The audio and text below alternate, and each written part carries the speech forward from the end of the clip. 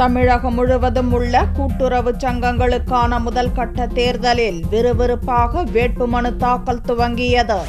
தமிழகத்தில் உள்ள கூட்டுறவு சங்கங்களுக்கான தேர்தல் ஏப்ரல் மாதம் நடத்தப்படும் என்று மார்ச் 4ஆம் தேதி தமிழக அரசு அறிவிப்பு வெளியிட்டது. அதன்படி 22,532 கூட்டுறவு சங்கங்களுக்கு 5 நிலைகளில் தேர்தல் நடக்க உள்ளது.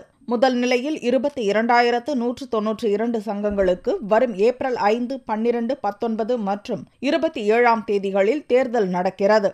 இதற்கான முதல்கட்ட வேட்புமனு தாக்கல் வெள்ளியன்று தமிழகம் முழுவதும் நடந்தது. விழுப்புரம் மாவட்டத்தில் 304 கூட்டுறவு சங்கங்களுக்கான தேர்தல் வேட்புமனு தாக்கல் நடந்தது. விழுப்புரம் மாவட்டத்தில் இணைப்பதிவாளர் கட்டுப்பாட்டின் கீழ் இயங்கும் கூட்டுறவு சங்கங்கள், பால் உற்பத்தியாளர் சங்கம், தையல் கூட்டுறவு சங்கம், ஆடு வளர்ப்போர் சங்கம், வேளாண்மை கூட்டுறவு ஊரக வளர்ச்சி வங்கி ஆகியவற்றிற்கு ஏராளமானோர் ஆர்வமுடன் வேட்புமனுவை தாக்கல் செய்தனர். இந்த தேர்தலை புறக்கணிப்பதாக திமுக அறிவித்துள்ளதால் அக்கட்சியைச் சேர்ந்தவர்கள் கட்சி சார்பின்றி போட்டியிட திட்டமிட்டுள்ளனர். இருப்பினும் அதிமுகவை சேர்ந்தவர்களே அதிக அளவில் வேட்புமனு தாக்கல் செய்துள்ளனர்.